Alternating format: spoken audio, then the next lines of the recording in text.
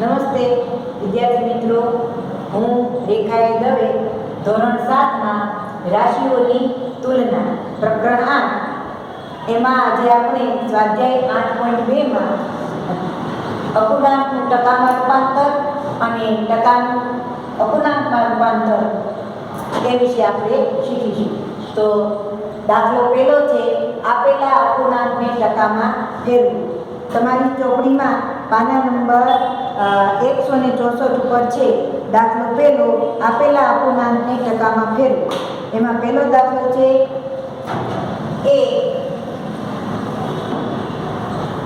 એક અષ્ટમાંશ.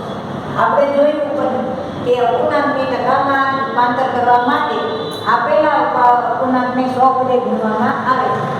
તો આપણે એક અષ્ટમાંશ ગુણ્યા 100 બરાબર ટકા. તેથી એક અષ્ટમાંશ 4 દુ 8 અને 25 ચોકું 100 સરખી સંખ્યા વડે છે ઉડાડવા. તો 25 બરાબર 25 દૂત્યાંશ ટકા. 25 ને 2 વડે ભાગીએ, 2 એકા 2, 2 દુ 4.5 અને 2 પંચાને 10 એટલે 12.5% થશે. હવે બીજો દાખલો જોઈએ તો 5 ચતુર્થાંશ. 5 ચતુર્થાંશ બરાબર અપૂર્ણાંકને ટકામાં દર્શાવવા માટે 100 વડે ગુણીએ તો 5 ચતુર્થાંશ ગુણ્યા 100 ટકા બરાબર 5 ચતુર્થાંશ ગુણ્યા 100, 4 એકા 4 અને 25 ચોકું 100. છેદમાં કાંઈ નથી, અંશ અંશનો ગુણાકાર. 25 ગુણ્યા 5, 25 પંચા 125 ટકા. ત્યાર પછી દાખલો ત્રીજો સી 3/40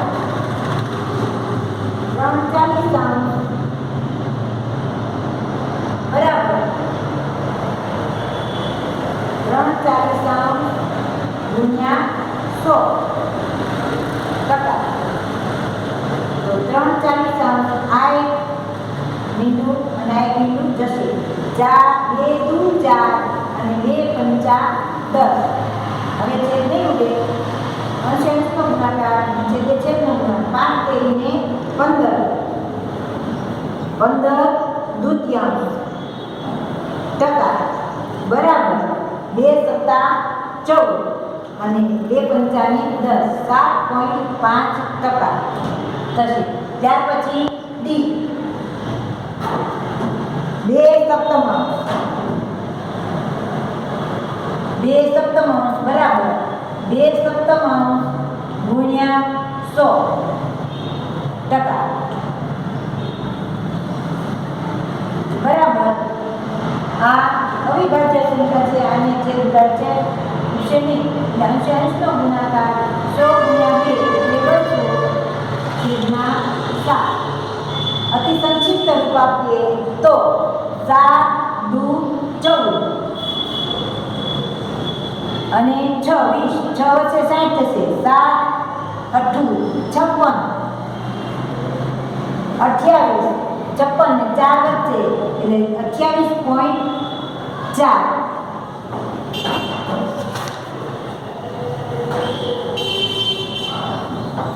વચ્ચે એટલે 28.4. ટકા બરાબર. આપણે જોયું અપૂર્ણાંકોને ટકામાં દર્શાવવા માટે 100 વડે ગુણીએ. હવે આપણે જોઈએ દાખલો બીજો. એ છે દશાંશ અપૂર્ણાંકને ટકામાં ફેરવો.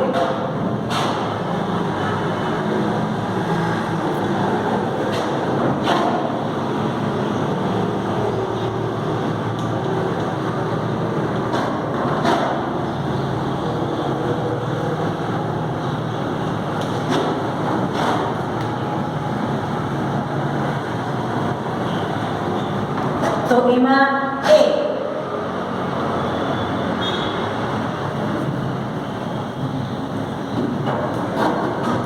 રકમ છે 0.65. દશાંશ અપૂર્ણાંકને ટકામાં ફેરવવાના છે એટલે આપણે જોયું કે અપૂર્ણાંકને ટકામાં ફેરવવા માટે 100 વડે ગુણવા મળશે. તો આ રકમને આપણે 100 વડે ગુણીએ તો દશાંશ ચિહ્ન છે, દશાંશ ચિહ્નને જમણી બાજુ ખસેડવા માટે એને 100 વડે ભાગી નાખીએ તો રકમ આખી થઈ જાય. એટલે 65/100 ગુણ્યા ટકામાં દશાંશ એટલે 100 બરાબર ટકા. તેથી આ બે મીંડા ને આ બે મીંડા જતા રહેશે. 65% જવાબ આવશે. બરોબર. ત્યાર પછી બી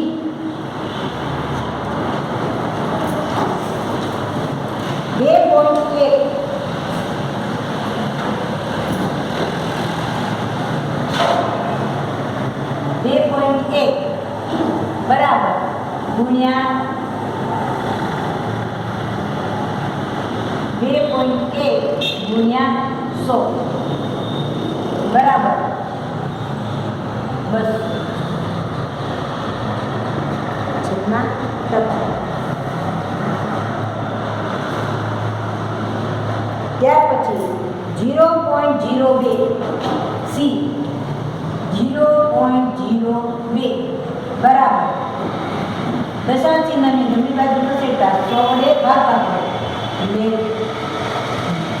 0.02 છેદમાં 100 ગુણ્યા 100 બરાબર 2/100 ગુણ્યા 100 બરાબર આ બે જતા રહેશે 2%.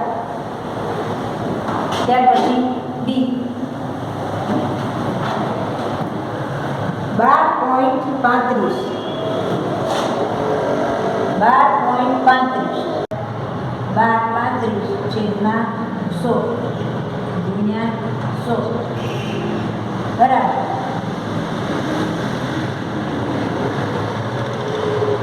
12.35 આ બે મીંડા આ લાગ્યા 12